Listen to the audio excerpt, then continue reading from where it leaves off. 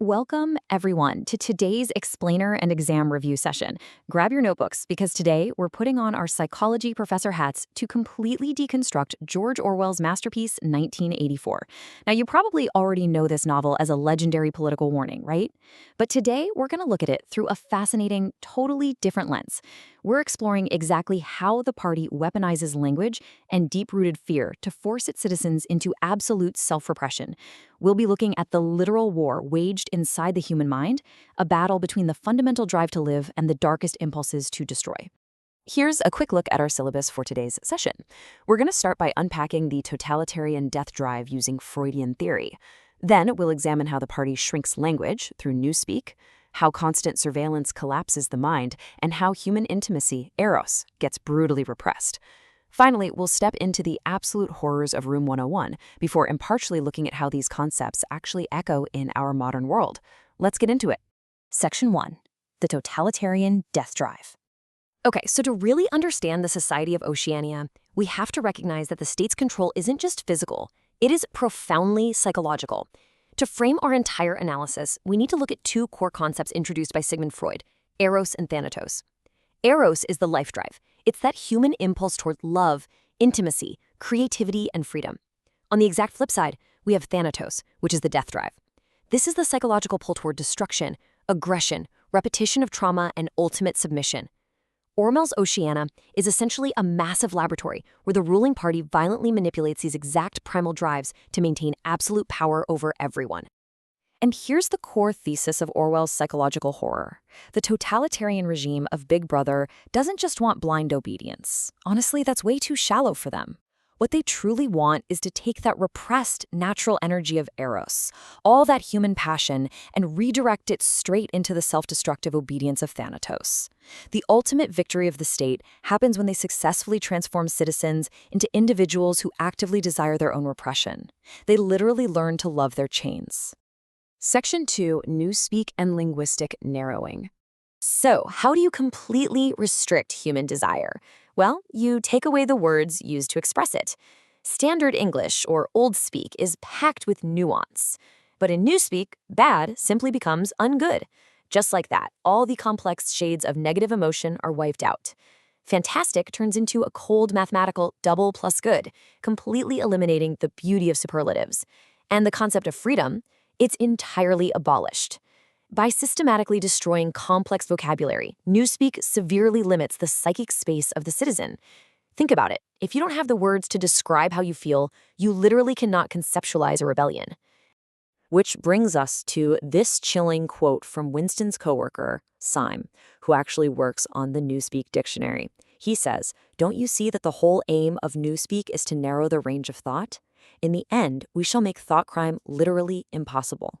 Syme is just laying it all out there for us. Shrinking language isn't an accident. It's a deliberate, highly calculated tool to systematically suppress free will. Alongside Newspeak, the party enforces doublethink. This is a terrifying process of psychological indoctrination where a person is forced to simultaneously accept two totally conflicting beliefs as absolute truth. Like the party slogan, "War is peace."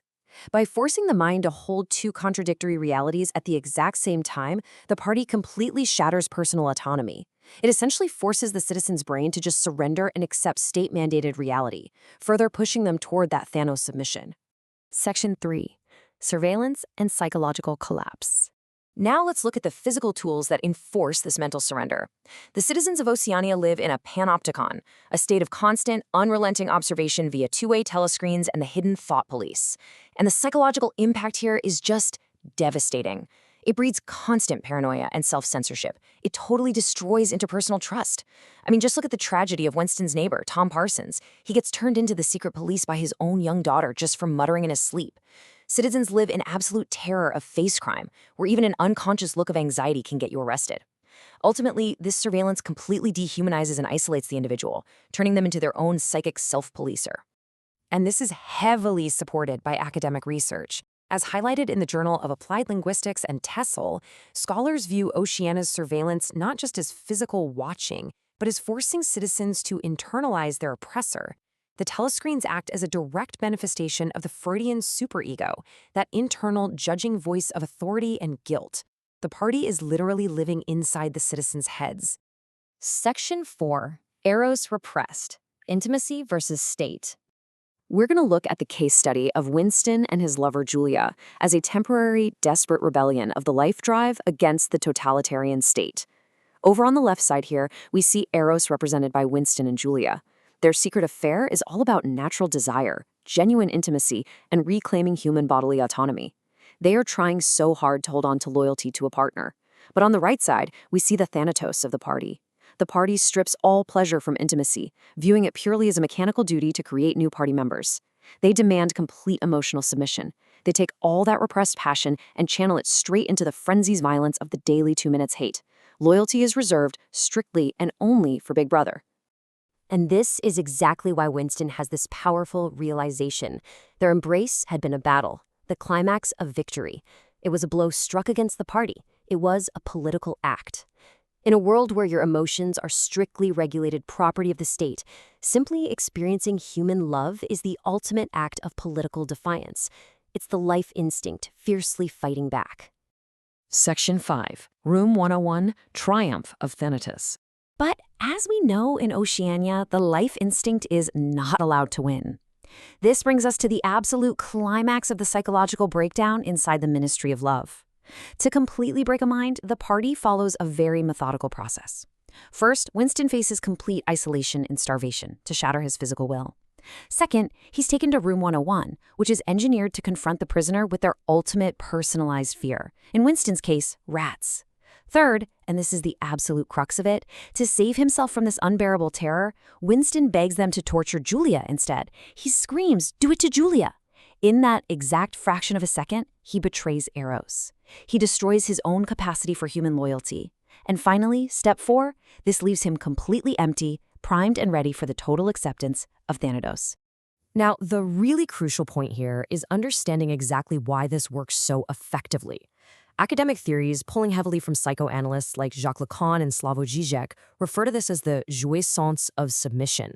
It's a heavy concept, but it essentially means there's a perverse psychological satisfaction, a dark, twisted relief, in finally giving up the exhausting fight and relinquishing your autonomy to an all-powerful state. Once Winston's spirit snaps, the struggle is just over. Which leads us to one of the most tragic final sentences in all of literature. He loved Big Brother. Winston doesn't just surrender. He is fundamentally remade. He is released back into society as an empty shell. He feels absolutely nothing for Julia anymore. He has learned to genuinely love his abuser. It is the absolute, terrifying victory of the death drive over the human spirit. Section 6. Modern parallels in political language. Finally, let's step out of the novel for a minute and impartially apply these academic concepts to the 21st century. Look at these echoes of Oceania today. All across the globe, we frequently see shrinking political vocabulary and the rise of reductive, simplistic slogans, which is awfully close to the goals of Newspeak. We see euphemisms constantly replacing complex, often harsh realities just to make them more palatable. Furthermore, modern scholars like Shoshana Zuboff argue we're living under a new kind of psychopolitical surveillance, where our digital lives and desires are constantly monitored and converted into behavioral data. And finally, we see algorithms actively designed to induce fear and tribal hatred just to keep people engaged. It's kind of a digital echo of the 2 minutes hate, wouldn't you say? Which leaves us with a final provocative thought to conclude our exam review today. As our vocabulary shrinks into sound bites and our digital surveillance steadily expands, are we unknowingly learning to love our own cages? Orwell's warning wasn't just about dictators with massive armies. It was about the subtle, devastating manipulation of the human mind itself. Thank you so much for joining me in this explainer. Keep asking questions, keep protecting your vocabulary, and I'll see you next time.